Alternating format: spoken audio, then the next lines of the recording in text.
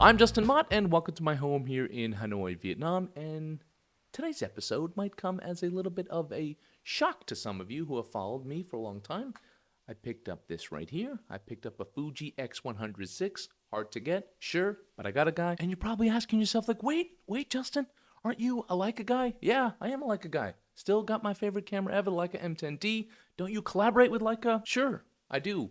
But first and foremost, I'm a photographer and I keep it real with you guys. I always have and I always will. And maybe they don't like this, I don't know, but listen, I'm honest, I'm loyal to the truth. I'm a photojournalist by trade after all. So today's episode is sponsored, this part is sponsored, by my friends over at Wotancraft. They make the perfect street photography and travel photography camera bags. For anyone with a Leica, a Fuji, or those other camera companies, they don't discriminate. Check out the official link in the description box below. So why Fuji? Did I toss out my Leica kit? No, I've told you I didn't. Absolutely not. My M10D is still my go-to camera for personal work, street photography most of the time, and my long-term documentary project. And then you might be asking yourself, like, what about that Leica D-Lux 8 that you recently reviewed, that you actually bought? I did buy that camera with my own money, and I sold it. It's a nice little compact camera, but I couldn't make the zoom life work for me. I tried, I really did, but I'm too locked in on 35mm. It's my comfort zone, it's what I like to shoot, it's what's natural to me. So I'm gonna answer the why Fuji. Let me break it down for you. So first was curiosity. I wanted to see what the hype was about. This camera had more hype than any camera I've ever seen in my entire career. I researched about the camera, I watched videos, you know, I did my homework. Second was my history with Fuji. I had the original Fuji X100 back in the day, and I loved it. I also had an X Pro 1, I think it was called, and I liked that camera as well. And the same things I liked about that camera are what I like about this camera now. A fixed 35mm, a super lightweight build, and I dig the film emulations. I'll talk about use cases for me as a professional photographer, but also just as someone who loves photography. So I'm going to use it as a dedicated monochrome camera. I've done this with secondary cameras before, and rather than invest in a Leica monochrome camera, which is very pricey and not something I can justify because I don't shoot black and white enough, this can work for that. I set it to one of the black and white film emulations, and it's just like my dedicated black and white cameras. It's also going to work as my like sort of always on me camera, like throw it in my bag, keep it on my desk like I do now, and the sun's coming in nicely in my place. I get great light in here, or take it for a walk with my dogs, or on a bike ride with me. It's perfect for like sort of casual moments. I just spent Christmas in Hong Kong. I went for a stroll with my brother and his wife and their dog, and they're like new dog people and they love their dog. And it was great. I just had it on me and took some shots for them that they can keep forever. And it was nicer. It was nicer to use than an iPhone. Also just put me in that mode of taking pictures. I know great quality on an iPhone, but it's just nice to like have this camera out and go out and like shoot in a very casual way, but dedicated and focused way, if that makes sense. I'm also going to Paris in March with my wife. I got her a trip to Paris for Christmas / her birthday, sort of a 2-for-1. I get to go and I look great for doing it, but she'll want photos of herself. She's not one of those kind of people that's gonna want a ton of photos of herself, but she'll want some. I wanna take photos in Paris, but I'm not there to like fully take photographs. I'm gonna do it casually.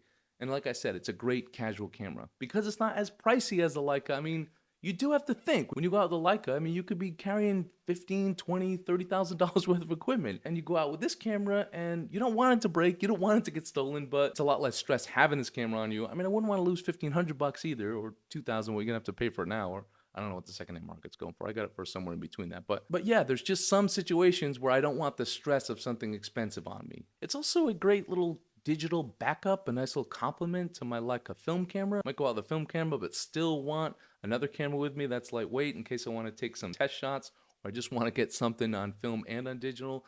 It's lightweight, it's low stress, and it's somewhat affordable. Affordable if you're in the Leica mindset. It's very affordable, actually. So how does it compare to other cameras I've used, or other cameras that people might be interested in buying instead of this? Well, be honest, it's not in the same league as a Leica. If you pick up a Leica, you can feel the heft. The design feels great in your hand. It just does. It's very tactile. It's metal. It has a certain weight to it. The lenses and the body, especially the M series. Now the Q feels flimsier. The D-Lux 8 feels a little bit flimsier, let's be honest. And this camera falls into that category as well. It's not like flimsy compared to other cameras, but next to an M, it will just feel cheaper. Not cheap, just cheaper than a Leica. It still feels really nice, still has metal in it. It's just the buttons aren't as nice, the navigation's not as nice. Again, not bad, just not as good as Leica. You will not take, or I should say, I will not take better pictures with my Leica. I just won't. Like, I'll take better pictures because I'm going to be more patient. I like using the Leica better, but I'm not going to take better pictures with the Leica. And that's an important point to drive home with you guys. Like, it's so important. If you're upgrading to this camera, this won't take better pictures than your cheaper camera. If you're thinking of getting a Leica because you think you're going to take better pictures, no. You'll have a better experience if you care about design and ergonomics, sure. And if you want to add other lenses, that's a whole other thing comparing to the M system. But it's just, in general, it's not going to help you take better pictures. It's just not. But that being said, it's a nice little camera at a nice little price. So I see this camera sort of sliding in between the Ricoh GR and the Leica Q series. So I'd say this: if you're eyeballing a Q2 or a Q3, but don't want the size, the weight, or that hefty price, I mean, it's way more expensive, this might be your move here. If you've got a Ricoh or you're thinking of a Ricoh, but you miss having a viewfinder and want a bit more camera, this could be perfect for you as well, but it's not as pocketable. But it's more pocketable than the Q. So I'll end with this. Like, Fuji, like, I get it. I get it now. I got it a long time ago.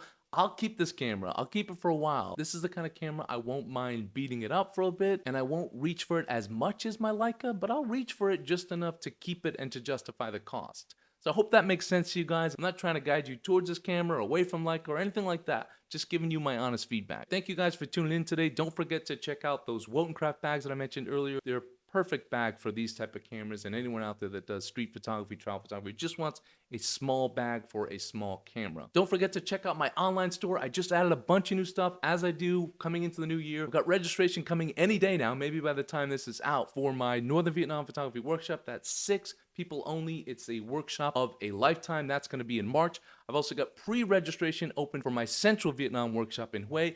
I've also added a bunch of private, customizable, bespoke workshops. So if it's just you, you want to meet you somewhere in the world, or you want to come to Hanoi for the day, or Ho Chi Minh City for the day, I can create a private workshop for you or just your family. It's for anyone that wants a kickstart in their photography, anyone wants to improve, anyone that wants to learn from a pro. I've got 20 years of experience shooting over 100 assignments for the New York Times, so I have a lot to say and a lot to teach, and I'm good at it, and I like it. So anyway, you can check all that out at askmott.com. For you Fuji people out there that are coming here for the first time, join us. See, I talk about other things besides Leica. Thank you guys for tuning in. Don't forget to like, share, and subscribe, and don't forget to have a wonderful day.